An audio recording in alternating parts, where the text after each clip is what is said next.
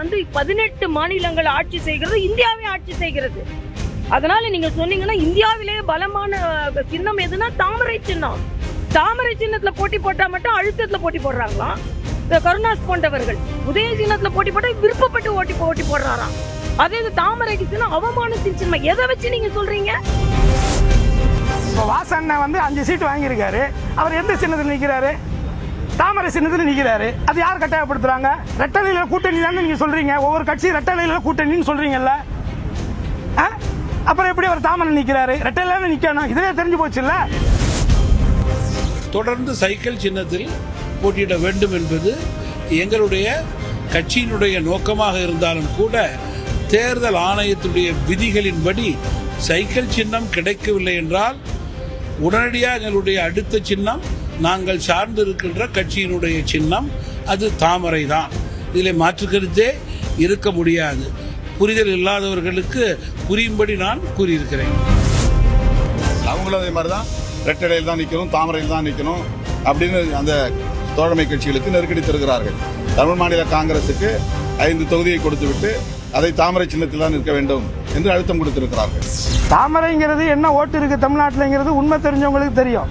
ஆனா இப்ப என்ன பண்றாங்க, இன்னொருத்த முதுகுல ஏறி உட்காந்துக்கிட்டு அந்த ஓட்டெல்லாம் இவங்க வாங்கிட்டு அதுக்கப்புறம் என்ன சொல்லுவாங்க, பாத்தீங்களா தமிழ்நாட்டில் வந்து பிஜேபி வளர்ந்துச்சு, ரொம்ப வளர்ந்துருச்சு, அதிகமாக வளர்ந்துருச்சு, எவ்வளோ பர்சன்டேஜ் நாங்கள் வாங்கியிருக்கோம்னு இந்த அண்ணாமலை மாதிரியான, நயினா நாகேந்திர மாதிரியான, தமிழிசை மாதிரியான ஆட்கள் வந்து புலி எடுத்துருவாங்க. ஸ்டாலின் அவர்களே, 25 நாட்கள் தொடர்ந்து நீங்க தேர்தல் கூட்டணி பற்றி பேசிட்டு இருக்கிறீங்க. எவ்வளவு 25 நாட்கள்? அந்த 25 நாட்கள் பேசி கூட இன்னும் முடிவு எட்டப்படவில்லை. நாளே நாள் முதல் நாள் எங்களுடைய கட்சி தலைமை அலுவலகத்திற்கு எங்க கூட்டணி கட்சி சேர்ந்த பிரதிநிதிகள் வந்தாங்க, பேசணும்.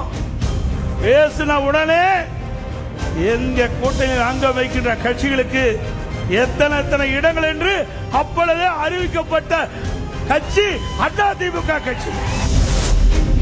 அதாவது அவர்கள் சொல்வதைப் போல இழுபறி ஏதும் இல்லை. 10க்கும் மேற்பட்ட அரசியல் கட்சிகள் ஒரு கூட்டணியில் இருக்கிற போது தனித்தனியே ஒவ்வொரு கட்சியையும் அழைத்து பேசுகிற போது ஒரு கட்சி கேட்கிற தொகுதிகளை இன்னொரு கட்சி கேட்கும் நிலை இருக்கிற போது இந்த தாமதம் ஏற்படத்தான் செய்யும்.